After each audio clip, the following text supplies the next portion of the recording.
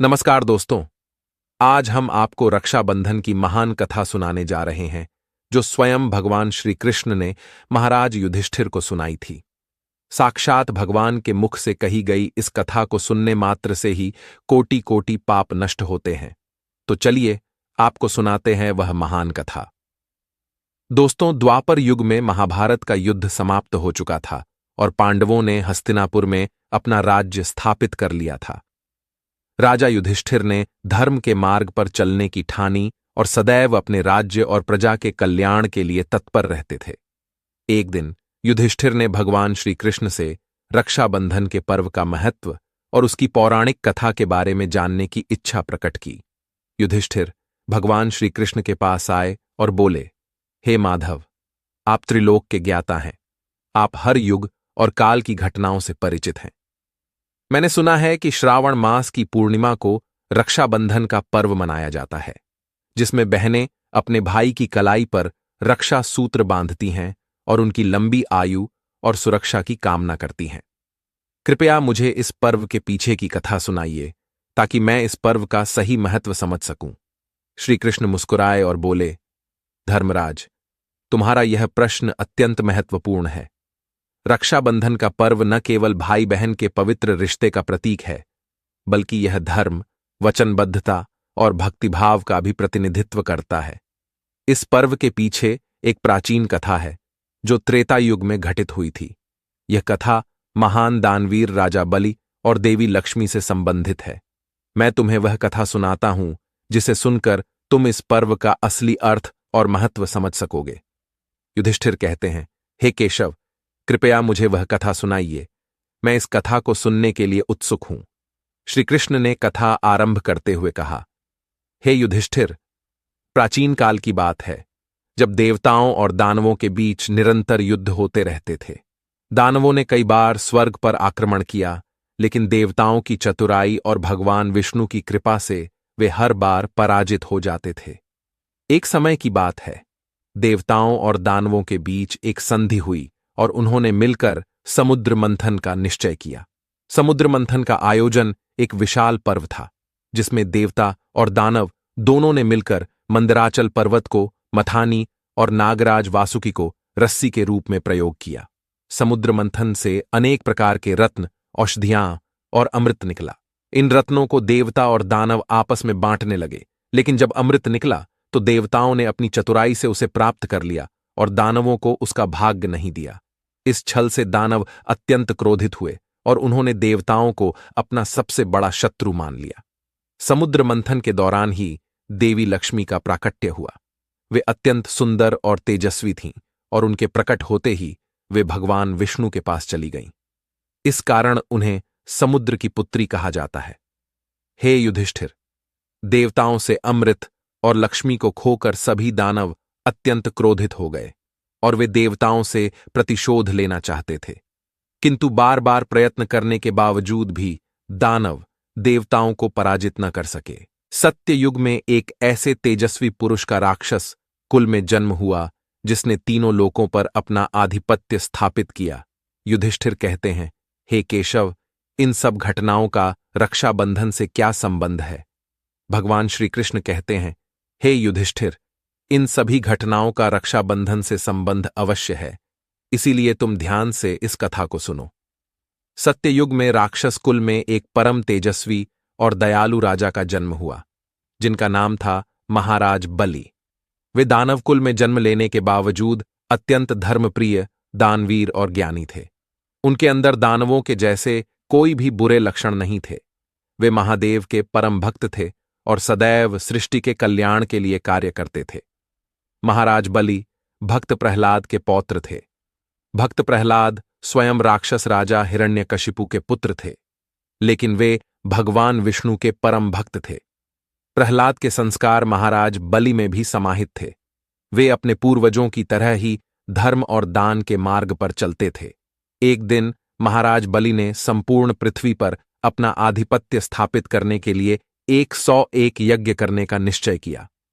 इस यज्ञ के पूर्ण होते ही वे स्वर्ग और पृथ्वी के अधिपति बन गए। इस घटना से देवता अत्यंत भयभीत हो गए और सोचने लगे कि अगर दानवों को अमृत प्राप्त हो गया तो उन्हें रोकना असंभव हो जाएगा। देवता अपनी चिंता लेकर भगवान विष्णु के पास गए और उनसे प्रार्थना करने लगे, हे प्रभु, हमारी रक्षा कीजिए। दानवों के राजा बलि महायज्ञ कर रहे हैं। यदि वे स्वर्ग पर आधिपत्य स्थापित कर लेंगे तो सृष्टि का संतुलन बिगड़ जाएगा। तब भगवान विष्णु देवताओं से बोले, हे देवताओं, तुम चिंता मत करो। अब मेरा वामन अवतार का समय निकट आ चुका है। इसीलिए मैं स्वयं ही राजा बलि के पास जाकर तुम्हारी समस्या का निवारण करूंगा। भगवान विष्णु के मुख से ऐसे वचन सुनकर समस्त देवता प्रसन्न हुए और अपने लोक को लौट गए। फिर भगवान विष्णु ने एक बटुक ब्राह्मण का रूप धारण किया और धरती लोक पर प्रकट हुए। जिस स्थान पर राजा बलि का यज्ञ चल रहा था वहां वे पहुंचे। उस स्थान पर महाराज बलि अपने गुरु शुक्राचार्य के साथ यज्ञ कर रहे थे। उस समय उनका अंतिम यज्ञ संपन्न होने वाला था। तब वामन रूपी भगवान विष्णु ने कहा, हे राजन, मैं आपके पास एक याचना लेकर आया हूँ। यदि आप मेरी याचना पूर्ण करते हैं तो मैं आपका आभारी रहूंगा। राजा बलि ने अपने द्वार पर आए उस बटुक ब्राह्मण का स्वागत किया और कहा, हे ब्राह्मण देव, आप जो भी दान दक्षिणा चाहते हैं उसे बेझिझक मांग लीजिए। मैं आपको वह अवश्य प्रदान करूंगा। इतना कहकर महाराज बलि यज्ञ से उठकर बटुक ब्राह्मण के पास चले गए। तब बटुक ब्राह्मण ने कहा, हे राजन, मुझे केवल 3 पग भूमि की आवश्यकता है जिस पर मैं यज्ञ कर सकूं। इसीलिए आप मुझे उतनी ही जमीन दीजिए जितनी मैं अपने 3 पग में नाप सकूं। राजा बलि ने हंसते हुए कहा, हे ब्राह्मण देव, आप केवल 3 पग भूमि की मांग करते हैं। आप चाहें तो पूरी पृथ्वी मांग सकते हैं। 3 पग भूमि मांगकर आप मेरा उपहास उड़ा रहे हैं। राजा बलि ने अहंकार में कहा, आप मांगकर तो देखिए, यदि मैं दे न सकूं तो मेरा वचन झूठा हो जाएगा। उस बटुक ब्राह्मण ने कहा, हे राजन, मनुष्य को जितनी आवश्यकता हो केवल उतना ही मांगना चाहिए। आवश्यकता से अधिक मिलने पर मनुष्य की तृष्णा बढ़ती जाती है। आपने समस्त पृथ्वी को अपने आधिपत्य में ले लिया है। क्या इससे आपकी तृष्णा कम हुई है? नहीं ना। अब आपको स्वर्गलोक का आधिपत्य चाहिए। इसीलिए मनुष्य को जितनी कामना हो केवल उतना ही मांगना चाहिए। बटुक ब्राह्मण की बात सुनकर महाराज बलि को बड़ी ग्लानि हुई। उन्होंने विनम्रता से कहा, हे ब्राह्मण देवता, आप उम्र में तो मुझसे बहुत छोटे हैं, किंतु आपकी बातें ज्ञान से परिपूर्ण हैं। इसीलिए यदि आप केवल 3 पग भूमि मांगते हैं तो मैं आपको वह प्रदान करता हूं। इतने में ही शुक्राचार्य कहते हैं, हे राजन, यह बटुक ब्राह्मण कोई देवता है जो ब्राह्मण का रूप धारण करके आया है। इसीलिए बिना सोचे समझे दान देने का वचन देकर तुम बड़ी भूल कर रहे हो। महाराज बलि ने कहा, हे गुरुवर, यदि ये कोई देवता है तो यह मेरा बड़ा सौभाग्य है कि मैं देवताओं को भी दान दे रहा हूं। मेरे द्वार पर आया हुआ याचक खाली हाथ चला जाए, ये मुझे कदापि स्वीकार नहीं है। इसीलिए मैं इस ब्राह्मण को दान अवश्य करूंगा। महाराज बलि की बात सुनकर शुक्राचार्य क्रोधित हो गए और उस स्थान से चले गए। महाराज बलि ने बटुक ब्राह्मण से कहा, हे ब्राह्मण देवता, आपकी याचना के अनुसार मैं आपको 3 पग भूमि देने का वचन देता हूं। जैसे ही राजा बलि ने यह वचन दिया, बटुक ब्राह्मण ने अपना असली रूप प्रकट किया। भगवान विष्णु वामन अवतार में प्रकट हुए और उनका आकार इतना विशाल हो गया कि उन्होंने एक ही पग में स्वर्ग नाप लिया, दूसरे पग में संपूर्ण पृथ्वी को नाप लिया, और तीसरे पग के लिए जब कोई स्थान नहीं बचा, तब वामन भगवान ने राजा बलि से कहा, हे राजन, अब मेरे तीसरे पग के लिए कोई स्थान नहीं बचा, इसीलिए आपका वचन तो झूठा हुआ। राजा बलि समझ गए कि यह कोई साधारण ब्राह्मण नहीं बल्कि साक्षात भगवान विष्णु ही हैं। उन्होंने सिर झुकाते हुए कहा, हे प्रभु, मेरा वचन झूठा नहीं होगा, इसीलिए आप तीसरा पग मेरे सिर पर रख दीजिए। राजा बलि के वचन का पालन करते हुए भगवान वामन जी ने अपना तीसरा पैर राजा बलि के मस्तक पर रख दिया। राजा बलि के इस त्याग और दानवीरता से भगवान विष्णु अत्यंत प्रसन्न हुए और उन्होंने अपना असली रूप प्रकट किया। उन्होंने वामन अवतार का रूप छोड़कर चतुर्भुज रूप धारण किया। उन्होंने राजा बलि को आशीर्वाद दिया और कहा, हे राजन, मैं तुम्हारी दानवीरता और भक्ति से अत्यंत प्रसन्न हूं। इसीलिए मैं तुम्हें वरदान देता हूं कि सावर्णी मनवंतर में तुम्हें इंद्र का पद प्राप्त होगा। तब तक तुम पाताल लोक में निवास करोगे। इस आशीर्वाद को पाकर राजा बलि अत्यंत प्रसन्न हुए और वे पाताल लोक में निवास करने चले गए। पाताल लोक में उन्होंने भगवान विष्णु की भक्ति और तपस्या आरंभ की। पाताल लोक में राजा बलि ने भगवान विष्णु की भक्ति में लीन होकर उनकी प्रसन्नता प्राप्त की। उन्होंने अन्न और जल का त्याग कर दिया और केवल भगवान विष्णु का स्मरण करते हुए कठोर तपस्या में लीन हो गए। उनकी तपस्या से तीनों लोकों में हलचल मच गई और देवता भी उनके तप से प्रभावित हुए। एक दिन उनकी कठोर तपस्या से प्रसन्न होकर भगवान विष्णु ने समुद्र के भीतर प्रकट होकर महाराज बलि के सामने अपना दिव्य रूप धारण किया। भगवान विष्णु के तेज और प्रकाश से समुद्र के भीतर का स्थान दिव्यता से भर गया। महाराज बलि ने अपनी आंखें खोलीं और भगवान विष्णु को अपने सामने खड़ा देखकर तुरंत उनके चरणों में नमन किया। महाराज बलि ने अपने हाथ जोड़कर भगवान विष्णु से कहा, हे प्रभु, आप मेरी साधना और भक्ति से प्रसन्न होकर प्रकट हुए हैं। यह मेरे लिए परम सौभाग्य की बात है। कृपया मुझे अपना आशीर्वाद दें। भगवान विष्णु ने मधुर मुस्कान के साथ कहा, हे महाबली, तुम्हारी तपस्या और भक्ति ने मुझे अत्यंत प्रसन्न किया है। तुमने अपने तप से न केवल पाताल लोक बल्कि स्वर्ग लोक को भी आशीर्वादित कर दिया है। मैं तुमसे प्रसन्न हूं और तुम्हें वरदान देने के लिए यहां आया हूं। अपनी इच्छा प्रकट करो, जो भी तुम मांगोगे वह तुम्हें प्राप्त होगा। महाराज बलि ने विनम्रतापूर्वक कहा, हे प्रभु, मैं आपसे कोई भौतिक वरदान नहीं मांगना चाहता। मेरी एक ही इच्छा है कि मैं सदा आपके चरणों में रह सकूं और आपकी सेवा कर सकूं। मुझे कोई पद, सत्ता या धन नहीं चाहिए, केवल आपका सान्निध्य चाहिए।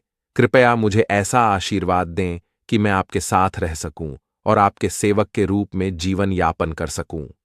भगवान विष्णु ने महाराज बलि की भक्ति और समर्पण से अत्यंत प्रभावित होकर कहा, हे बलि, तुम्हारी यह विनम्रता और भक्ति अनुकरणीय है। तुमने जो मांगा है वह तुम्हारे महान चरित्र का प्रमाण है। मैं तुम्हारी इच्छा पूरी करूंगा। मैं तुम्हारे साथ पाताल लोक में निवास करूंगा और तुम मुझे सदा अपने पास पाओगे।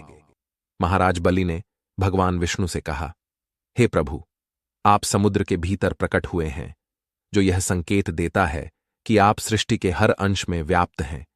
आपके साथ पाताल लोक में निवास करना मेरे लिए अत्यंत गर्व की बात होगी। मैं आपके इस वरदान के लिए सदैव आभारी रहूंगा। भगवान विष्णु ने मुस्कुराते हुए कहा, हे बलि, तुम्हारी यह भावना मुझे अत्यंत प्रिय है। मैं सदैव तुम्हारे साथ रहूंगा और तुम्हारी भक्ति का आनंद लूंगा। तुम्हारी सेवा में मुझे प्रसन्नता होगी और जिस दिन मेरी पत्नी लक्ष्मी, जो समुद्र की पुत्री है, तुम्हें अपने वचन में बांधेंगी, उस दिन तुम मुझे उन्हें सौंप दोगे और तब मैं वैकुंठ वापस लौट जाऊंगा। महाराज बलि ने भगवान विष्णु के चरणों में सिर झुकाकर कहा, हे प्रभु, आपने जो मुझे वरदान दिया है वह मेरी कल्पना से भी परे है। मैं आपका आभारी हूं कि आपने मुझे अपना सेवक बनने का अवसर दिया। मैं सदा आपकी सेवा में तत्पर रहूंगा और आपके चरणों में निवास करूंगा। भगवान विष्णु ने महाराज बलि को आशीर्वाद देते हुए कहा, हे बलि, तुम सदा धर्म के मार्ग पर चलना, क्योंकि वही तुम्हारी शक्ति का स्रोत है। तुम्हारी भक्ति और त्याग से मैं सदैव प्रसन्न रहूंगा। उसके पश्चात भगवान विष्णु ने महाराज बलि को आशीर्वाद देकर पाताल लोक में निवास किया और महाराज बलि ने उन्हें सदा अपने पास पाया, जिससे उनका हृदय आनंद से भर गया। इधर देवी लक्ष्मी भगवान विष्णु की अनुपस्थिति में चिंतित हो गईं। तब देवी लक्ष्मी वैकुंठ के द्वारपालों के पास चली गईं। देवी लक्ष्मी को देखकर द्वारपालों ने उन्हें नमस्कार किया। देवी लक्ष्मी ने उनसे पूछा, हे पार्षदों, भगवान विष्णु कहाँ पर चले गए हैं? तुम सब पता करके आओ। वे पार्षद बोले, हे माता, प्रभु तो सुतल लोक में महाराज बलि के यहां पर निवास कर रहे हैं। उन्होंने महाराज बलि को यह वरदान दिया है कि वे अब सुतल लोक में उनके साथ निवास करेंगे। ये सुनकर देवी लक्ष्मी अत्यंत दुखी हो गईं और उन्होंने इस समस्या से मुक्ति पाने के लिए देवादिदेव महादेव के पास जाने का निश्चय किया। फिर माता लक्ष्मी भगवान शिव के निवास स्थान कैलाश पर पहुंची, जहां महादेव और देवी पार्वती बैठे हुए थे। तब वहां जाकर देवी लक्ष्मी ने महादेव को प्रणाम किया। भगवान शिव ने मुस्कुराते हुए कहा, हे देवी लक्ष्मी, आप स्वयं शक्ति और संपत्ति की देवी हैं, फिर भी आप इस समय दुखी क्यों हैं? क्या कारण है जो आपको यहां तक लाया है? देवी लक्ष्मी ने अपनी वेदना व्यक्त करते हुए कहा, हे महादेव, मेरे स्वामी भगवान विष्णु पाताल लोक में महाराज बलि के साथ निवास कर रहे हैं। उनके वियोग में मेरा हृदय व्याकुल हो गया है। मैं चाहती हूं कि वे वैकुंठ वापस आ जाएं, लेकिन महाराज बलि के वचन और भक्ति के कारण मैं यह निर्णय नहीं कर पा रही हूं कि उन्हें कैसे वापस लाऊं। कृपया मुझे इस समस्या का समाधान बताएं। भगवान शिव ने गंभीरता से कहा, हे देवी लक्ष्मी, राजा बलि वचन के पक्के और धर्मनिष्ठ व्यक्ति हैं। यदि आप उन्हें किसी वचन में बांध लेंगी तो वे अवश्य उसका पालन करेंगे। मेरी सलाह है कि आप एक नाग कन्या का रूप धारण करके पाताल लोक जाएं और उनसे रक्षा का वचन लें। जब वे आपकी रक्षा का वचन दे देंगे, तब आप उनसे भगवान विष्णु को वापस मांग सकती हैं। इस प्रकार वे अपने वचन का पालन करते हुए भगवान विष्णु को आपको सौंप देंगे और आप अपने साथ नागराज वासुकी को भी लेकर जाइए, जो आपकी सहायता करेंगे।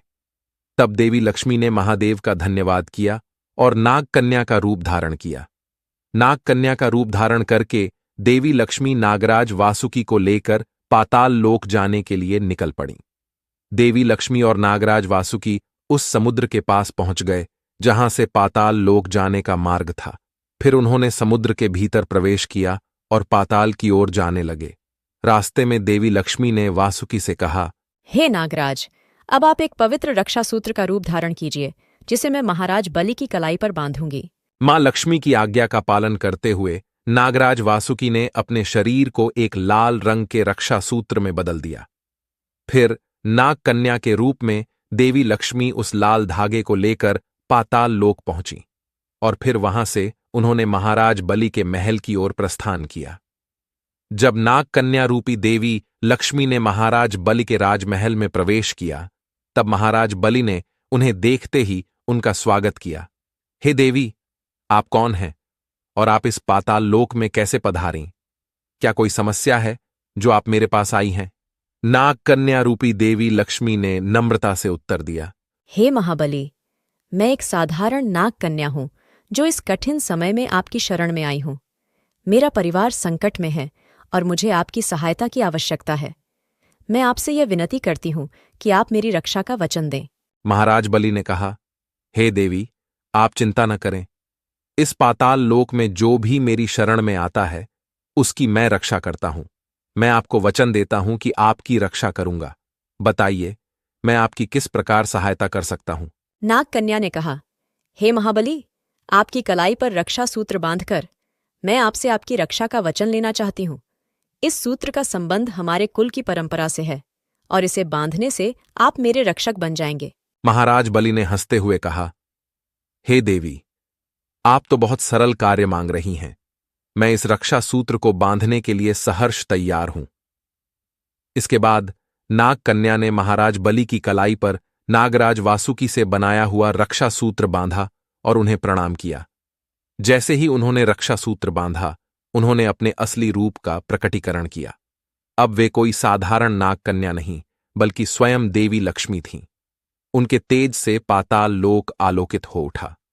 महाराज बलि ने देवी लक्ष्मी को पहचानते ही उनके चरणों में नमन किया और कहा, हे माता लक्ष्मी, आप तो समुद्र की पुत्री हैं और आज से मेरी बहन हुई। मैंने आपको वचन दिया है और मैं इस वचन का पालन अवश्य करूंगा। आप मुझसे जो चाहें वह मांग सकती हैं। देवी लक्ष्मी ने कहा, हे महाबली, मैंने आपकी भक्ति और दानशीलता के बारे में सुना था और आज मैं स्वयं इसका अनुभव कर रही हूं। मैं आपसे अपना स्वामी भगवान विष्णु, जो आपके साथ पाताल लोक में निवास कर रहे हैं, उन्हें वापस वैकुंठ ले जाने का निवेदन करती हूं। महाराज बलि ने अपने वचन का पालन करते हुए अत्यंत प्रसन्नतापूर्वक भगवान विष्णु को देवी लक्ष्मी को सौंप दिया और कहा, हे देवी, आपके इस रक्षा सूत्र ने मुझे आपका भाई बना दिया है। अब से हर वर्ष श्रावण मास की पूर्णिमा के दिन जब भी कोई बहन अपने भाई की कलाई पर रक्षा सूत्र बांधेगी, उसका भाई उसकी रक्षा के लिए सदा बंधन में बंध जाएगा और मैं इस वचन के लिए सदा तत्पर रहूंगा। इस पर भगवान विष्णु भी प्रसन्न हुए और उन्होंने राजा बलि को वरदान दिया, चातुर्मास में मेरा एक अंश पाताल लोक में निवास करेगा। जिस दिन माता लक्ष्मी ने राजा बलि को रक्षा सूत्र बांधा था, वह दिन श्रावण मास की पूर्णिमा का था। तभी से यह दिन रक्षाबंधन के पर्व के रूप में मनाया जाने लगा। इस कथा को सुनने और सुनाने से मां लक्ष्मी की कृपा प्राप्त होती है और सभी मनोकामनाएं पूर्ण होती हैं। श्री कृष्ण ने युधिष्ठिर से कहा, हे धर्मराज, यह थी रक्षाबंधन की कथा, जो भाई बहन के पवित्र बंधन का प्रतीक है। जो भी इस कथा को सुनेगा और रक्षाबंधन के पर्व का सच्चे मन से पालन करेगा, उस पर माता लक्ष्मी की कृपा बनी रहेगी। युधिष्ठिर ने यह कथा सुनकर श्री कृष्ण को धन्यवाद दिया और रक्षाबंधन का महत्व समझा। उन्होंने निश्चय किया कि वे इस पर्व को पूरे राज्य में धूमधाम से मनाएंगे और इस कथा को अपनी प्रजा में सुनाएंगे, ताकि सभी इसके महत्व को समझ सकें। तो दोस्तों, इस प्रकार भगवान श्री कृष्ण ने धर्मराज युधिष्ठिर को रक्षाबंधन की महान कथा सुनाई। आपको यह कथा कैसी लगी, कमेंट करके अवश्य बताइए। जानकारी अच्छी लगी तो इस वीडियो को लाइक जरूर करें और कमेंट में जय श्री कृष्ण, जय मां लक्ष्मी और हर हर महादेव जरूर लिखें। साथ ही चैनल को सब्सक्राइब करें। आप सभी का धन्यवाद।